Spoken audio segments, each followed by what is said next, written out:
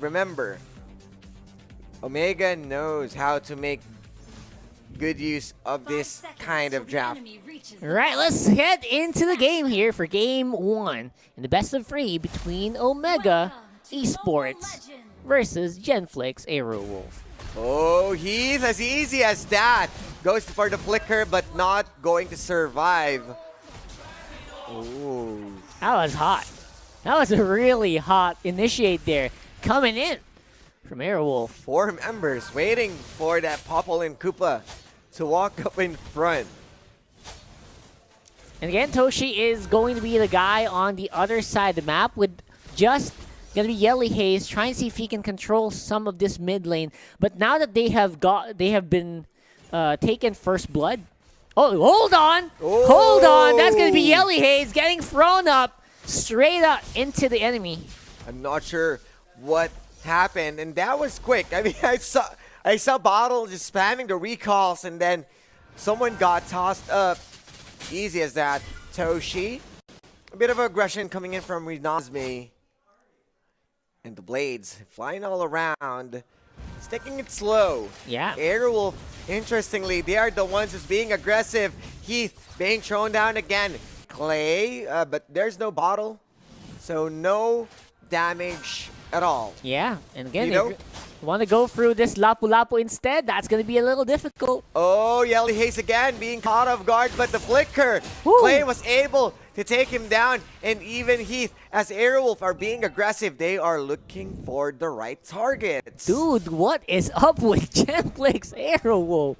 They seem like you want to end this fast. Yeah, it feels right? like they really wanted to play it early and end it early as soon as they can. Yeah, it actually makes a lot of sense considering the lineup that they have. Yes. You want to go early. You want to maximize the use of this Eudora, who is 2-0-1 at this point. And that's the reason why Bottle is with them. You wanted that Brody to get all the gold, get him rolling, get his momentum up, just to make sure that he can capitalize on that one. But then Hajizi was able to secure a kill against Renazmi. His Lapu-Lapu is going down. Quick answer there. No level 4s. Tried to go for the stun. That was great. Abyssal Arrow, but no follow-up yet available for Omega. They're actually going to take some time here, and the traps are helping control this mid lane from that very unfortunate first blood earlier, but now we're 1-4. Toshi being tossed up, but Bottle is busy with the jungle. Hajizi, Haze with the backup, protecting Toshi. Yeah. That's what I'm talking about earlier. This is going to be a hard game for Toshi on that Farsa. There's just so many people that can dive onto this guy. He has to be careful at all times. Yes. Now they want to go for Turtle. Yes, and they kind of need to solve this one as they are being focused again and again as Heath is being thrown down with the 4 members of Aerowolf, and that's the bravest fighter to be alive, looking for a kill as Renazmi securing that one. There you go, the aggression from this lineup. This is what I'm talking about. This is how I kind of look. This is what I imagine when I see Brody game in my mind, right? Just this high intensity, high pressure all throughout the game. That's being shown here by Genflix Aerowolf here. We're ahead by 2,000 gold at 3 minutes and 45 seconds in the game. And this is also how you play as a Jawhead. You wanted to make things rolling. You want to give free kills with the whole squad. And right now, Frito isn't being punished as Yelly Haze will be thrown down. Heath onto the side. Clay, Bottle, and Renazmi all around. The members of Aerowolf are ready to fight it off. Feathered airstrike. Frito just going to stop Toshi from casting even more. Yeah, and that tower is going to go down without a fight here. The Genflix Aerowolf. Mountain Shocker barely going to make a dent with Bottle right now having that turtle buff is a really big deal. Yeah, Omega, I'm not sure what are their plans. They need to stop the bleeding. They need to slow down the pace of Aerowolf. They are being caught off guard again and again. There's so many unnecessary deaths that they're getting with how well that Jawhead ejected them freely. Yep.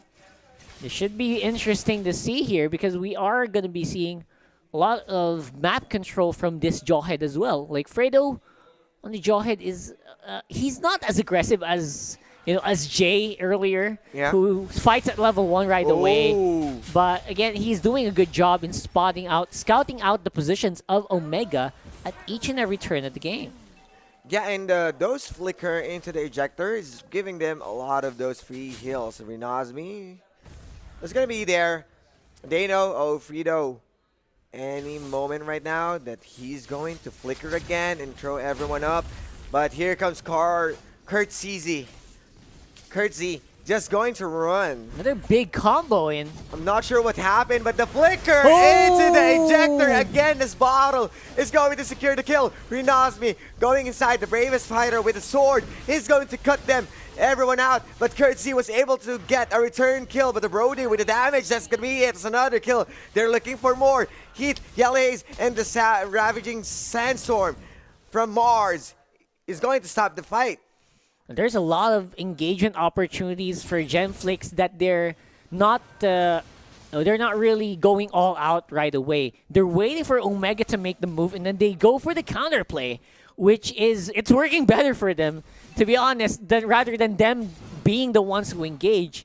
And I think that is again all because of a lot of strong movements coming air from Renazmi. Yeah, and that Lapu Lapu is really showing up. He knows when to go in. And Frito with Another the one. wild charge, another throw, but that's going to be the Wolf. The Aerowolf is here. Look at Renazmi. Raging Sandstorm from Mars into the side, cutting off the team. No backup. Heath, he needs to escape as Mars is going to ran him off. And Lapu Lapu in this game is roaring and really raging with rage. Red with rage, rather. Yeah. That's just beautiful to watch, and it's just doing a lot of damage here to Omega, not just in terms of like the physically damaging you, but also in terms of just engagement on the Yuzhong. So I don't know. We'll have to find out as we head straight back in the game after that technical pause. And yeah, going back with Yuzong, that's someone that you can take advantage of. The one that you can capitalize. Kurt Z can jump against Eudora as Heat can peel off anyone who's going to jump.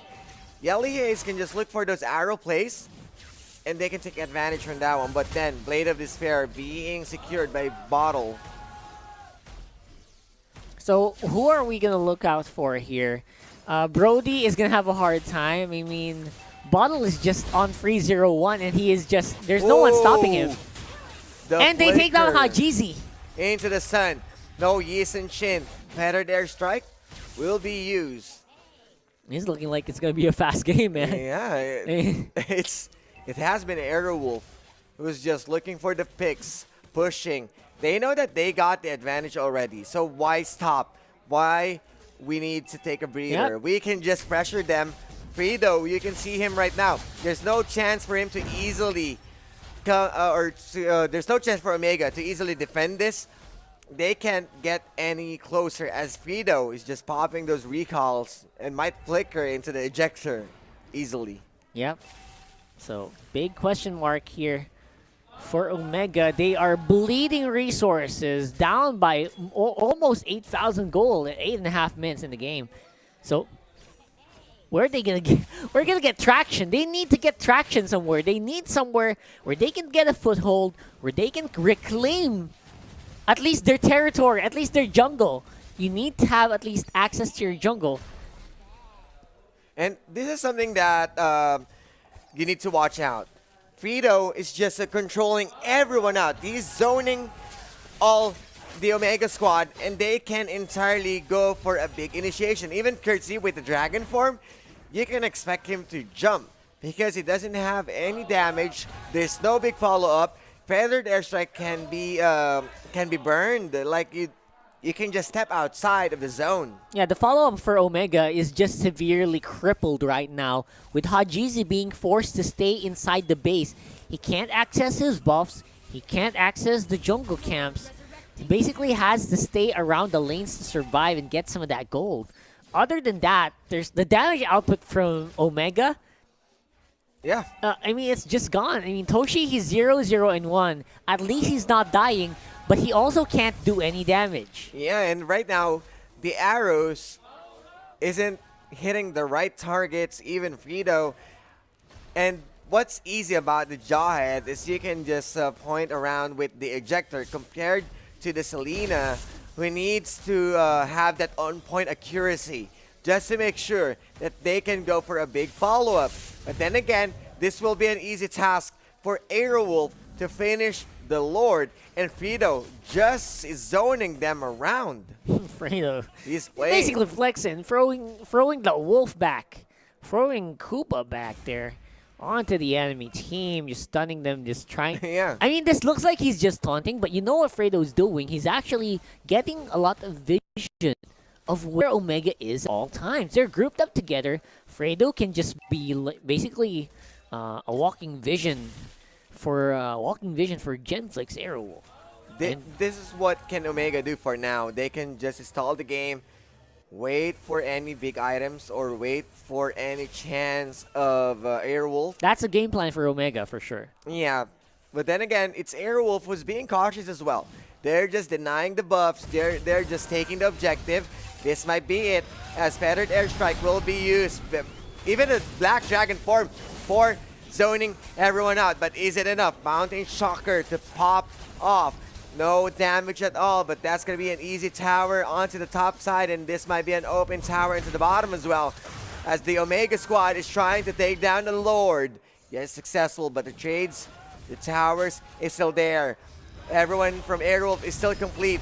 Feathered Airstrike, isn't enough. Oh! Two-man stun with that double sword, as Renosme with the flicker. Frito pushing everyone out, throwing everyone out, and they're not going to stop. They're opening the base. They are inside. Raging Sandstorm catches too. More damage coming in from Aerowolf, and this might be it as the base is exposed. Hajizi and Heath will be left out, and they can defend this as a 12-minute win from Aerowolf. 12 minutes in the game. Definitely a really quick game that we've had. Beautifully done there from Genflix Aerowolf 1-0 versus Omega.